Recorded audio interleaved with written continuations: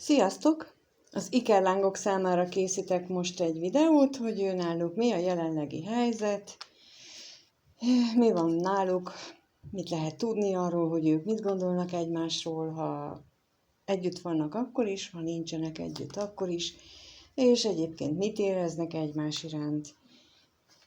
Szóval úgy általában véve mindent megkérdezgetünk, hogy mit lehet tudni erről a helyzetről. Még a teliholdnál föl lehet tölteni a ásványi ékszereket és az ásványi köveket, amelyik nagyon jót tesz, úgyhogy még amikor készítem a videót, akkor javaslom, hogy akinek van, az tegye meg, mert ilyenkor a telihold idején nagyon szuper jó energiák vannak, amelyek jót tesznek a köveknek. Ha később nézed a videót, akkor várd meg a következő teliholdat is akkor. Persze, ha tiszta az ég, mert ha a felhős az éjszaka, akkor ugye nem tudjátok. Na, akkor kezdjünk is bele, lássuk azt, hogy ez az ikerláng pár, akinek az energiája most itt van velünk, náluk most jelenleg mi a helyzet, ezt kérdezzük meg először, hogy mi a helyzet náluk. Mit tudhatunk meg az ő jelenlegi helyzetükről, ennek az ikerláng párnak, aki most itt van velünk. Náluk mi a helyzet, mit tudhatunk meg. Kijött ugye a levél, a féltékenység, az állandóság, a szerencsétlenség és a pénz. És talán itt egy félresiklott kommunikációról lehet szó. Egy olyan kommunikációról, ami félelmet vagy féltékenységet gerjesztett a pár tagjai között. Ugyanakkor középen itt van az állandóság, ami azt mutatja, hogy ez egy olyan szakasz, ami nem lehetett kikerülni. Tehát ha nem most történik meg ez a félre sikerült kommunikáció, akkor megtörtént volna később, de ez egy olyan akadály, ezen az ikerlángútnak nevezett akadálypályán, aminek meg kellett történnie, csak az idő kérdése, hogy mikor.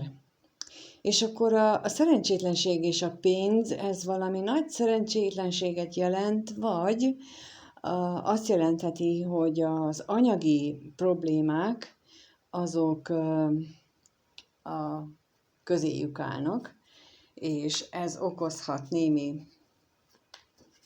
szerencsétlenséget, némi problémát. De megkérdezzük, hogy mit jelent itt ez a levél. Mit jelent a levél? Mit jelent a levél itt ebben az esetben? És a féltékenység?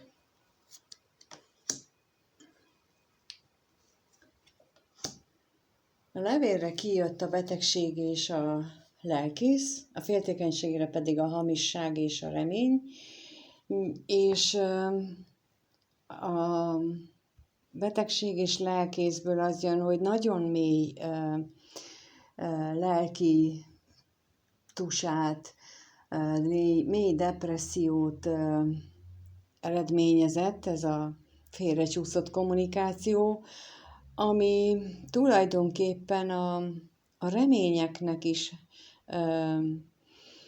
a reményeket is nagyban befolyásolta. Úgy tűnik nekem, hogy ilyen hiába való hiú reményekként érzékelik ők most már a kettejük viszonyát, tehát olyan mélyen érzik ezt a problémát jelenleg közöttük, ami van, hogy már itt teljesen értelmetlennek érzi, legalább az egyikőjük a reménykedést is. Tehát, hogy ez ilyen áltatás ebben a kapcsolatban reménykedni. Legalábbis az egyikőjük biztosan így érzi. Megnézzük, hogy mit jelent itt ez a szerencsétlenség, mire vonatkozik. a gondolat, és miután a gondolat, a halál és a szomorúság, és azon gondolkodik az egyik, valószínűleg, aki ugye úgy gondolja, hogy ez már hiú ábránd ebben reménykedni, ebben a kapcsolatnak az újraéledésében, ő azt gondolja, hogy ha ezt lezárnák, végleg lezárnák, az nagyon-nagyon elszomorítaná a nőt, az biztosan, és valószínűleg őt is. És még a pénzre is kérek itt, hogy mit jelent itt a pénz még. Mert az, és megint az lezárás. Ugye a bíró és a szerelem jött ki, és megint az egyik az végleges lezárás, a másik pedig hát ez megint egy ilyen lezárás jelent. Mind a kettő azt mondja, hogy ez a félre sikerült kommunikáció, vagy ez ahogy most állnak a dolgok, vagy már megtörtént ez a lezárás, és azon gondolkodtok, hogy ez most végleges volt, vagy nem, vagy pedig hamarosan megtörténik ez a szünetelés, vagy ez a lezárás, hogy aztán végleges-e, az szerintem igazából rajtatok múlik, mind a kettőtökön, hogy hogyan beszélitek meg, vagy ha nincsen megbeszélve, akkor pedig lehet, hogy azt javasolják inkább itt a lapok, hogy ha nem te gondolkodol, akkor a másik biztosan így gondolja, hogy akkor ez végleges legyen. Tehát, hogyha te nem így gondolod, akkor ő valószínűleg a végleges lezárásban gondolkodik. Jó, akkor megnézzük azt, hogy valójában hogy gondoltok ti egymásra, mi az, amit egymásról gondoltok. Ez az ikellánk pár, aki itt van, akinek az energiája most itt van, ő hogy gondol egymásra, amikor egymásra gondolnak, mit gondolnak ők a másikról, mit gondolnak ők a másikról, és most úgy kérem, hogy 3 kérek a női részre, és 3 kérek a férfi részre, hogy mit gondolnak ők egymásról. Tehát amikor a nő a férfira gondol, akkor ő mit gondol a férfiról. És akkor erre vagyok kíváncsi most, hogy ő hogyan gondol a férfira. Hogyan gondol a férfira. És a férfi hogy gondol a nőre. A férfi hogy gondol a nőre. Hogy gondol a nőre?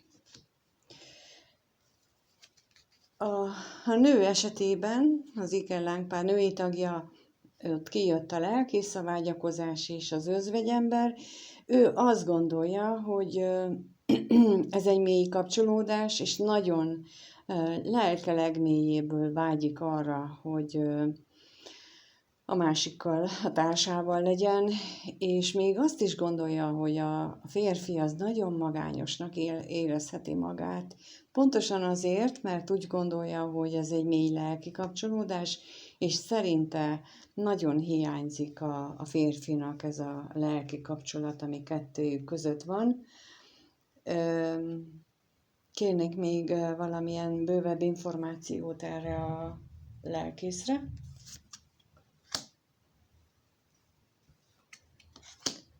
Hova? És az özvegyemberre.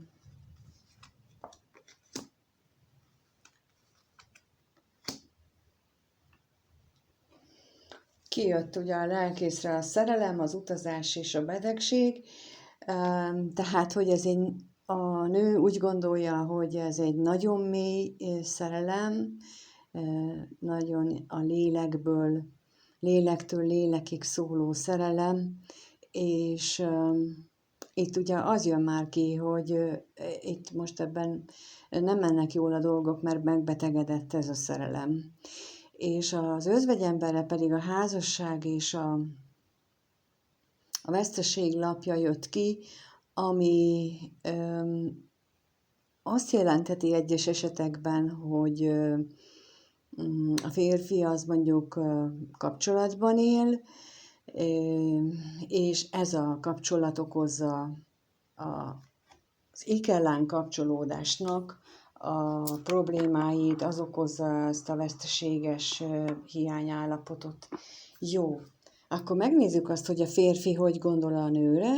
Ugye ott kijött a hűség, a ház és a bíró, és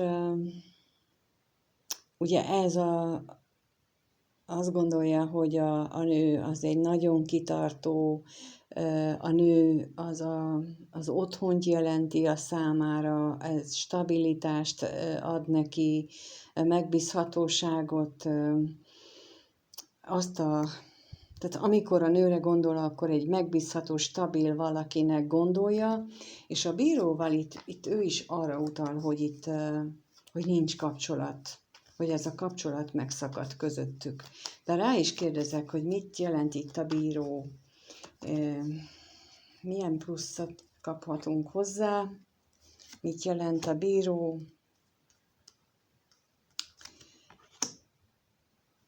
A férfi gondolatára, vagy a bíróra kijött a gondolat és a remény, és hát arra gondol, hogy bár megszakadt a kapcsolat, de azért a reményt még nem adta fel. És akkor mit jelent itt a ház? A ház mit jelent? Hát kijött az üzenet és a katonatiszt, és ez is azt jelenti,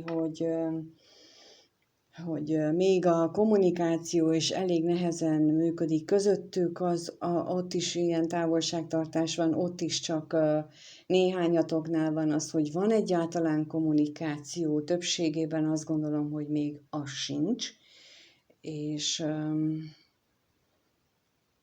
hát ebből is, sőt, talán ebből lehet leginkább most meglátni, hogy ez a ikellán kapcsolódás, ami most itt van előttünk, ez olyan kapcsolódás, hogy nincs köztetek kapcsolat, szinte semmilyen, fizikai biztosan nincsen, kommunikációs szinten pedig alig-alig.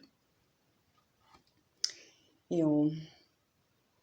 Viszont az is látszik hogyha egymásra gondoltok, hogy mind a ketten reménykedtek, vágytok a másikra, tehát mind a kettőtöknek a másik az ott van a gondolataiban, és nem pusztán múlt idő ez a kapcsolódás. Jó, akkor megnézzük, hogy mit éreztek egymás iránt, mit érez ez a pártag, vagy ez a ikellánk párnak a tagjai egymás iránt, milyen érzések vannak bennük, amikor a másik szóba kerül, tehát mit éreznek a másikkal kapcsolatban, milyen érzéseik vannak a másikkal kapcsolatban, ugyanúgy hármat kérek, tehát először a nő mit érez a férfi párjai iránt, akivel jelenleg nincsenek együtt, mit érez iránta a nő. Kijött rá a gondolat, a remény és a házasság, és mit érez a férfi a nő iránt? Mit érez a férfi a nő iránt?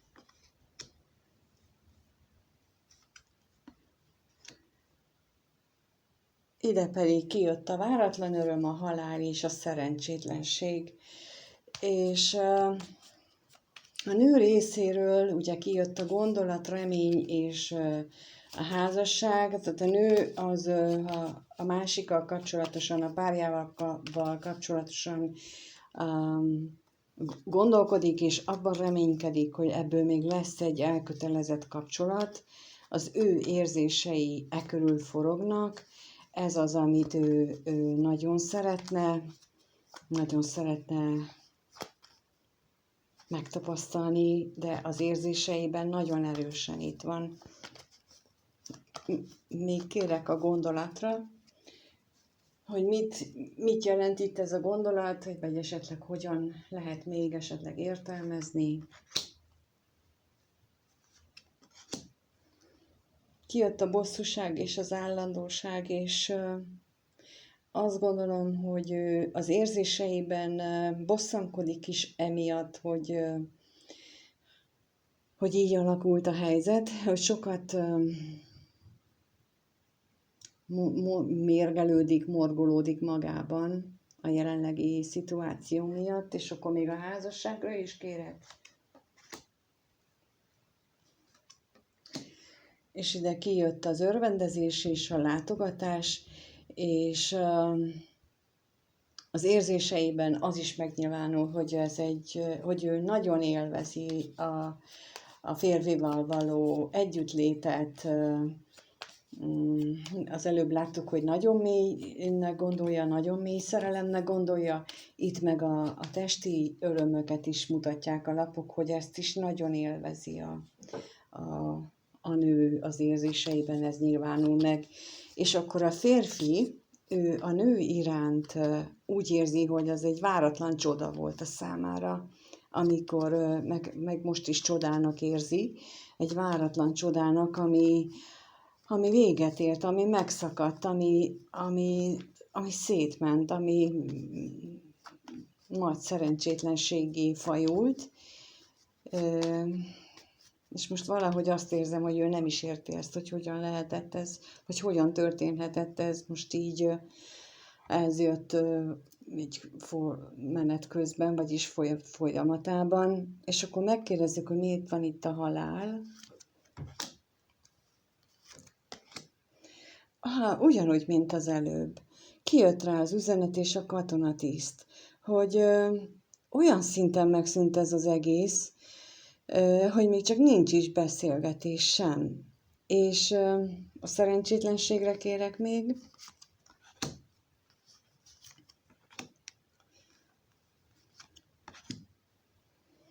Itt pedig a gyermek, a hűség és a kevés pénz, tehát ez is azt mutatja, hogy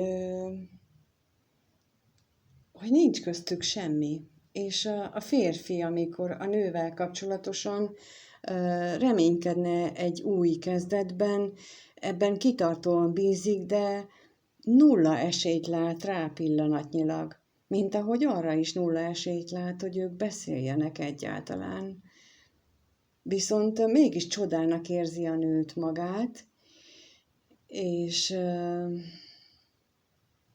azt érzékelem, hogy ez benne nagy ellentmondásokat generál.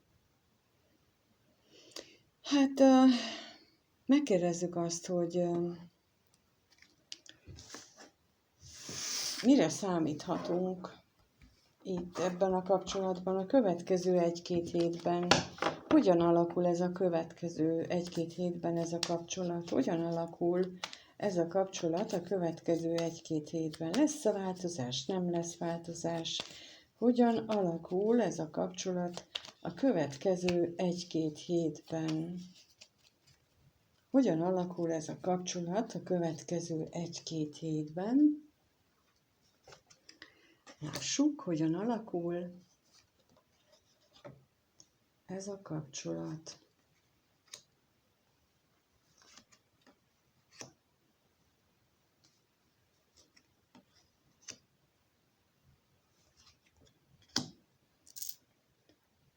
Kár volt rákérnem, mert egyébként olyan nagyon szép volt az egész.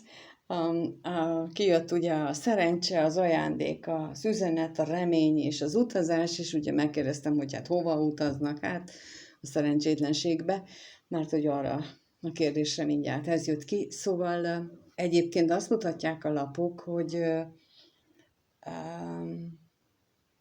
maga a kapcsolatnak az energiája az tulajdonképpen szerencsésen alakul, mert bár nagyon sokszor kijött a halál, a bíró, a kapcsolat nem működésére utaló jel, és mégis a kapcsolatra azt mutatják az energiák, hogy ez továbbra is élni fog. És változás annyiban várható, hogy ezek a pozitív energiák, az lehetséges, hogy valamilyen szinten negatív irányba módosulnak, de nem mindenkinél.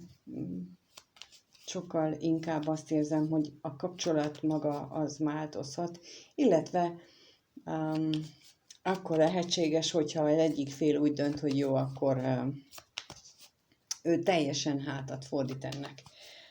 Azt azért, ugye az Ikellán kapcsolatról azt lehet tudni, hogy az egy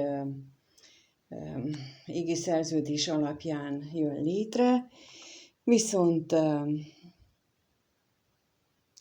mint mindegyiknek, azért mindegyikből ki lehet szállni, mindegyikre azt lehet mondani, hogy jó, akkor ebben az életben én ezt én most túl nehéz nekem, én ezzel nem tudok mit kezdeni, én ezt feladom, illetve amikor nem akar beleállni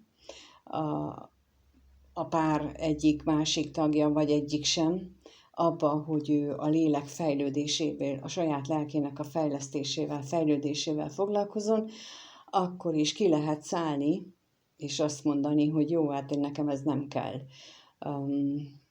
Lehet ilyet csinálni, csak azt később meg kell fizetni, tehát ez lesz majd az igazi karma, az okokozat törvénye, és amikor már olyan nagyon terheltek a kapcsolatok, az ilyen Ikellán kapcsolatok, hogy más társadalmi réteg, hármas kapcsolódás, gyerekek ott vannak ráadásul, kisgyerekek ott vannak, a különböző anyagi problémák vannak, egyéb függőségek, mint ital és drog, és a családnak a különbözősége és egyéb családi hozott terhek, az ősöktől hozott terhek. Na, ez azt jelenti, hogyha már ilyenek vannak, hogy néhányszor már eljátszották az Ikellán tagok, hogy akkor most köszönjük, mi passzoljuk ezt a dolgok, és akkor így rakódnak egymásra, hogyha a nehezítések, hogyha ezt így mindig passzolják. És itt is ilyenről is lehet szó, de megkérdezzük, hogy mit jelent itt az ajándék. Egyébként pedig, ha legalább az egyik beleáll, és az egyik már elkezd dolgozni, akkor húzza magával a másikat, mert akkor egy vákuum keletkezik köztük, és akkor és szinte szippantja a másikat maga után, és ezért van értelme még egy hatalmisságra.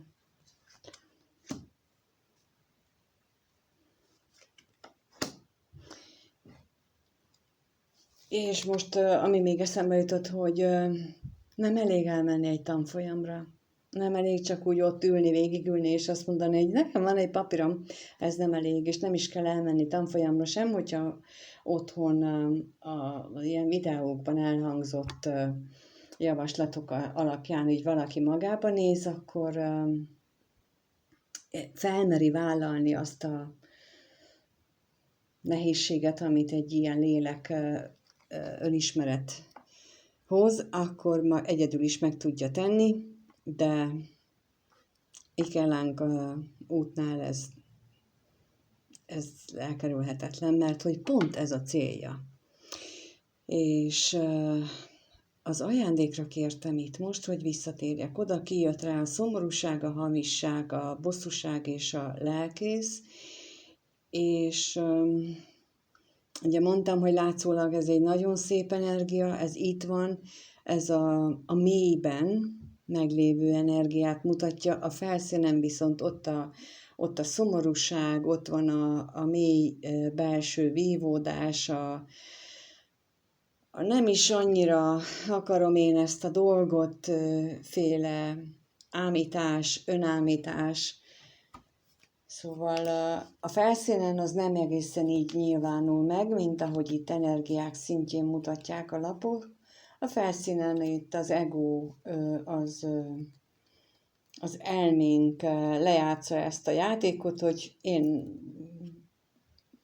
megharagszom, meg én behisztizek, meg én ilyen elvárásom van, meg ha nem ezt csinálja, akkor én megsértődöm. Tehát ezek ilyenek, amik ott vannak, ezek a lapok ilyesmit jelentenek. És az üzenetre kérnék szépen még valami plusz információt.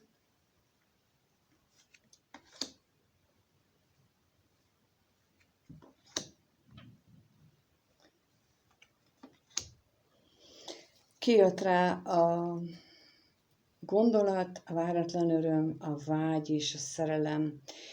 És itt azt mutatják a lapok, hogy a férfiban azért ott van a gondolat, hogy ő annyira örülne, hogyha ilyen váratlanul teljesülne a vágya, mind fizikailag, és tulajdonképpen az érzéseiben is, mert a szerelem lapja az nem jön csak úgy ki, hanem az akkor jön ki, hogyha vannak érzések is.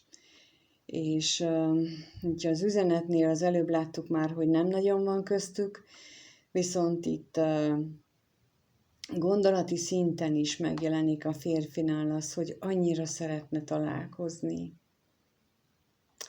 Még rákérek erre az utazás szerencsétlenségre, hogy kapunk-e erre még választ, hogy mi az, hogy utazás szerencsétlenség, tehát hova, milyen irányba változhat ez a kapcsolat.